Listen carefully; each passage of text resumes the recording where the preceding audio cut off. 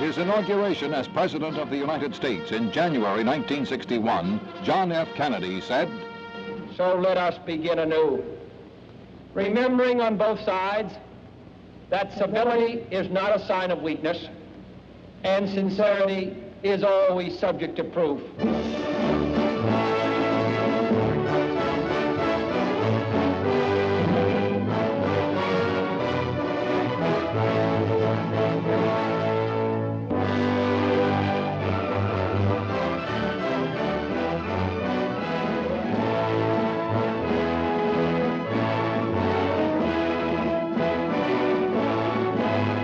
From the White House in Washington on June 6, 1961, President Kennedy spoke to the American people.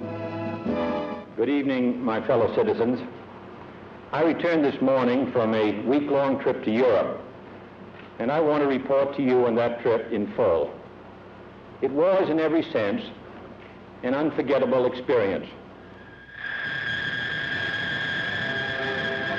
The presidential plane landed at Orly Airport in Paris.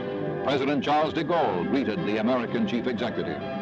Mr. Kennedy described the purpose of his journey to Europe in these words. Two aims of American foreign policy above all others were the reason for the trip. The unity of the free world, whose strength is the security of us all, and the eventual achievement of a lasting peace.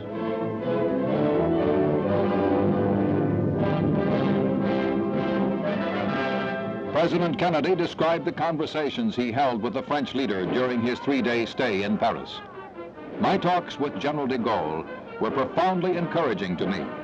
Certain differences in our attitude on one or another problem became insignificant in view of our common commitment to defend freedom.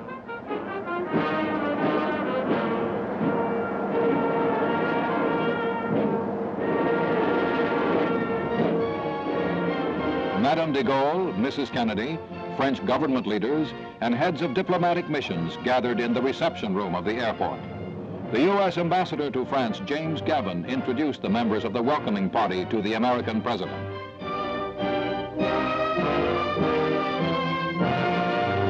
There was a special greeting for the president's sister-in-law.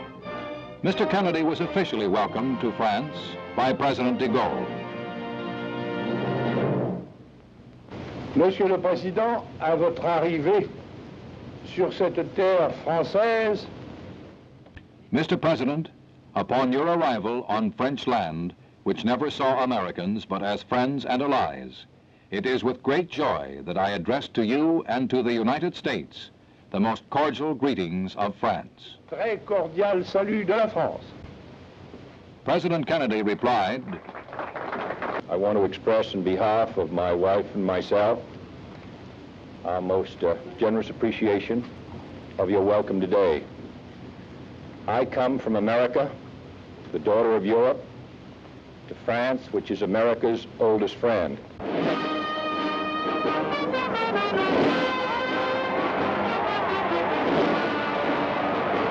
Escorted by the Garde Républicaine, the two presidents drove into the heart of Paris.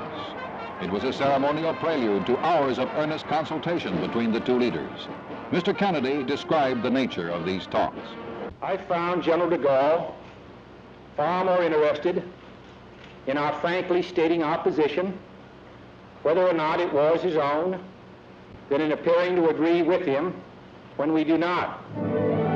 About his meetings with President de Gaulle, Mr. Kennedy went on to say, in our agreement on defending Berlin, on working to improve the defenses of Europe, on aiding the economic and political independence of the underdeveloped world, including Latin America, on spurring European economic unity, on concluding successfully the conference at Laos, and on closer consultations and solidarity in the Western Alliance, General de Gaulle could not have been more cordial.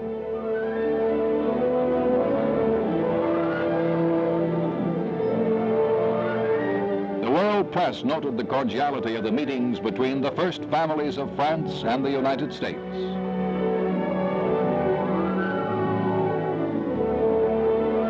Visitors from all over the world succumbed to the classic beauty and the perennial charm of Paris.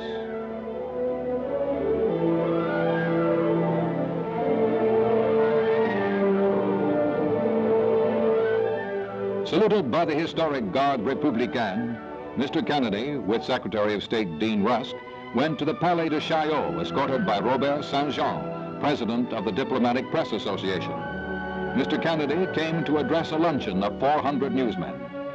To them, he spoke of the problems we face to secure a lasting peace.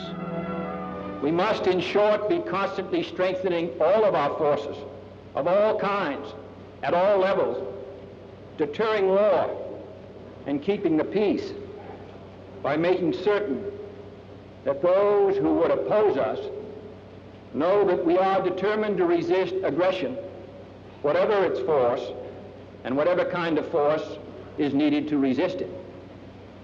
The cause of freedom is under pressure all over the world, but because of the extraordinary rebirth of Western European strength, the struggle has been switched to other areas.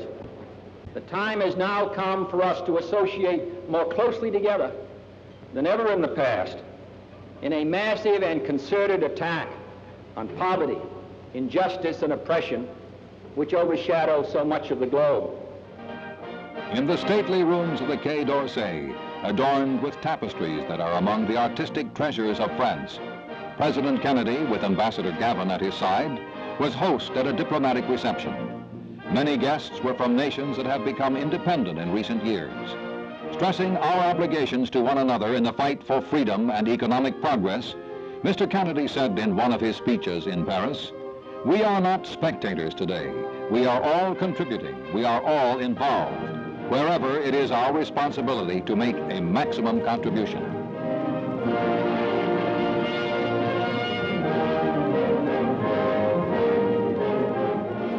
At NATO headquarters, President Kennedy explained why he believes history is moving in the direction of democracy. There is no doubt that in our time we will see different groups assume positions of responsibility within each state. Different groups assume power. But the whole experience of the last years has shown the desire of people to be free and independent, to maintain their national sovereignty and independence.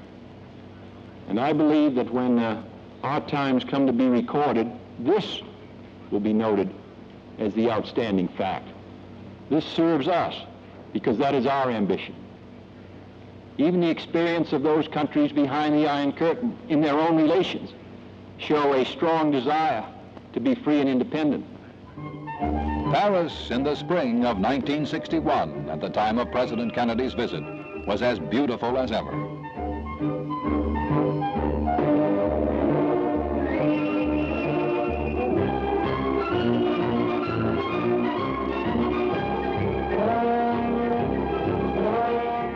Reporting on the atmosphere he found in France, President Kennedy said, "The French people as a whole showed vitality and energy which were both impressive and gratifying. Their recovery from the post-war period is dramatic." President Kennedy had this evidence of economic rebirth in mind when he said, "In many ways, the experience of Europe in the last 10 years has confounded all of those who believed that the tide of history was running against us."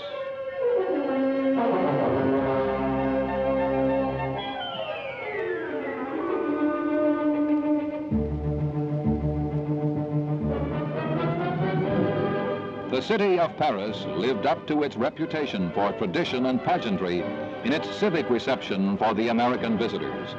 The ride to the Hotel de Ville was one of the highlights of President Kennedy's 3-day stay in Paris. With Mrs. Kennedy, who proved immensely popular with all Parisians, the American chief executive came to City Hall to be greeted by the president of the Municipal Council, Mr. Julien Tardieu. Mr. Kennedy recalled that his 2 grandfathers had served on the city council of the city of Boston. He pointed out that in the everyday workings of democracy, it is the city council that is the closest to the people. After addressing the council, President and Mrs. Kennedy mingled with the Parisians who had gathered to express their welcome.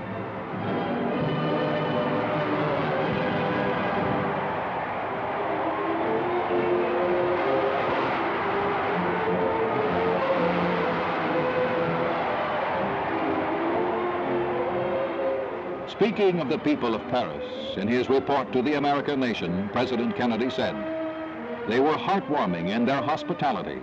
and their graciousness to my wife is particularly appreciated.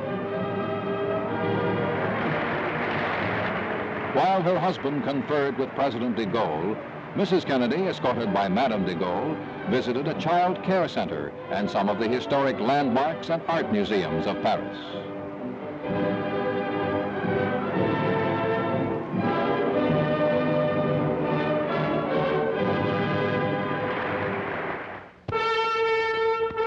And so, after 3 days, the visit to Paris came to an end. French Prime Minister Michel Debré and Foreign Minister Maurice Couve de Morville bade President and Mrs. Kennedy farewell. The next stop was to be Vienna, capital of Austria. Summing up his feeling of satisfaction at the meetings he had had in Paris, President Kennedy said, "I left Paris for Vienna with increased confidence in Western unity and strength."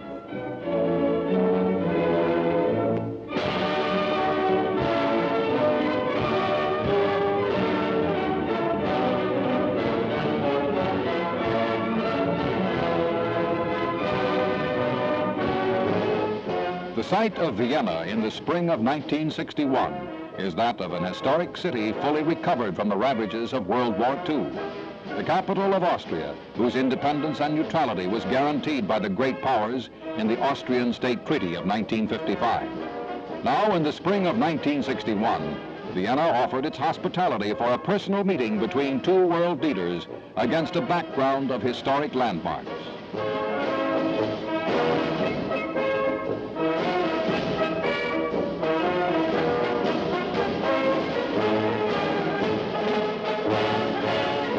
This was the scene at Vienna's airport when President Kennedy's plane arrived on the morning of Saturday, June 3rd. The world, beset by problems of Berlin and Laos, nuclear testing and disarmament, looked to Vienna as the President of the United States arrived, greeted by Austrian President Adolf Scherff and Chancellor Alphonse Gorbach. President Kennedy himself described his mission to Vienna. I went to Vienna to meet the leader of the Soviet Union, Mr. Khrushchev. For 2 days, we met in sober, intensive conversation. Mr. Khrushchev and I had a very full and frank exchange of views on the major issues that now divide our two countries. I wanted to present our views to him directly, precisely, realistically, and with an opportunity for discussion and clarification. This was done. As President Kennedy said in his report, this was not a summit meeting, but rather an informal exchange of views and a way of keeping open the channels of communication between the United States and the Soviet Union. One topic of discussion was the serious situation in Laos, of increasing concern to the peoples of the world. By its actions, the Soviet Union would have to show whether it supported a satisfactory settlement in Laos, where communist-backed factions were continuing hostilities against the royal government. President Kennedy reported a measure of agreement in Vienna.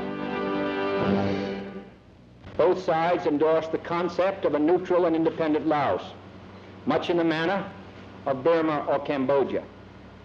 And of critical importance to the current conference on Laos in Geneva, both sides recognized the importance of an effective ceasefire. The second meeting was held at the Soviet embassy. President Kennedy expressed America's desire for effective nuclear test controls and a disarmament agreement. Mr. Khrushchev's insistence on a Soviet veto over controls and on having disarmament precede inspection led Mr. Kennedy to express his disappointment. In short, our hopes for an end to nuclear tests, for an end to the spread of nuclear weapons, and for some slowing down of the arms race have been struck a serious blow. But our most somber talks were on the subject of Germany and Berlin. I made it clear to Mr. Khrushchev that the security of Western Europe, and therefore our own security, are deeply involved in our presence and our access rights to West Berlin. But those rights are based on law, not on sufferance, and that we are determined to maintain those rights at any risk, and thus meet our obligation to the people of West Berlin and their right to choose their own future. President Kennedy himself drew the balance of his two-day meeting with Chairman Khrushchev. I will tell you now that it was a very sober 2 days. There was no discourtesy, no loss of tempers, no threats or ultimatums by either side. No advantage or concession was either gained or given. No major decision was either planned or taken. No spectacular progress was either achieved or pretended. London was the last stop on the president's journey.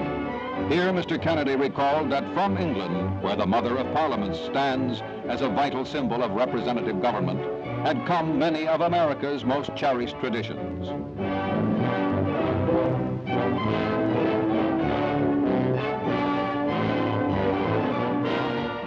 A detachment of the Royal Navy rendered the honors as the president's plane arrived at London Airport.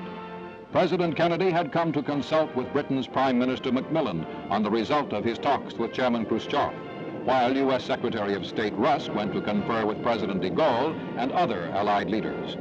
On his arrival in London, the President of the United States was greeted by the Lord Chamberlain, the Earl of Scarborough, representing Queen Elizabeth.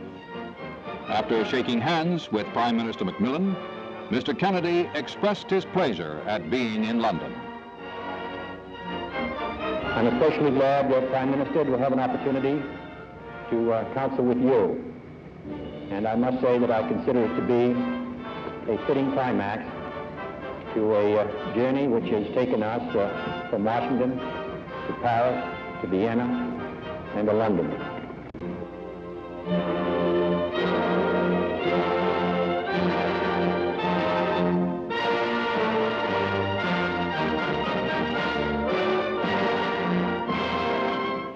Kennedy's visit to London was also of a private nature. President Kennedy was to serve the next day as the godfather at the christening of his niece. At Admiralty House, temporary residence of Britain's Prime Minister, while 10 Downing Street is being renovated, Mr. Kennedy and Mr. Macmillan met for 4 hours. Their communique indicated their joint view that Soviet willingness to negotiate on Laos should be a test of Moscow's global intentions. It also noted agreement on the necessity of maintaining the rights and obligations of the Allied governments in Berlin. The British Prime Minister and Lady Dorothy Macmillan were hosts at a luncheon for President and Mrs. Kennedy. The warm hospitality of the British leader and Lady Macmillan spoke eloquently of the close ties of friendship and understanding that have so long united Britain and the United States.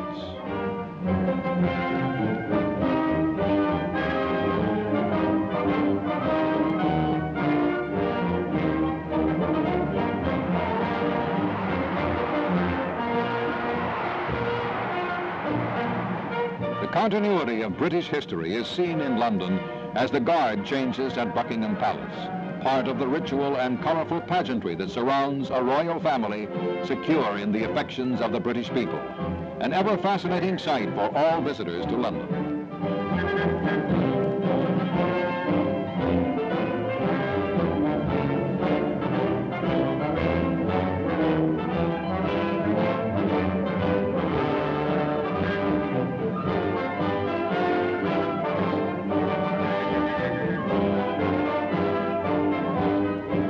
In the afternoon of Monday, June 5th, the crowds gathered to watch the arrival of President and Mrs. Kennedy, the first time a U.S. president was to call at Buckingham Palace since President Woodrow Wilson came here in December 1918. The crowd surged forward for a look at President and Mrs. Kennedy as they arrived for a private dinner at the palace with Queen Elizabeth and Prince Philip.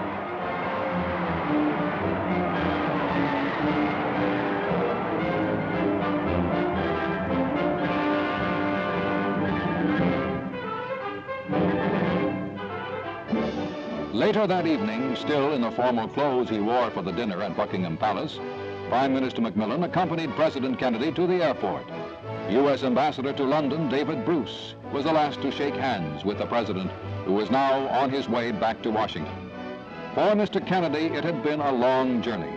It had been part of the task he had set for himself on becoming President of the United States, to begin anew the search for peace.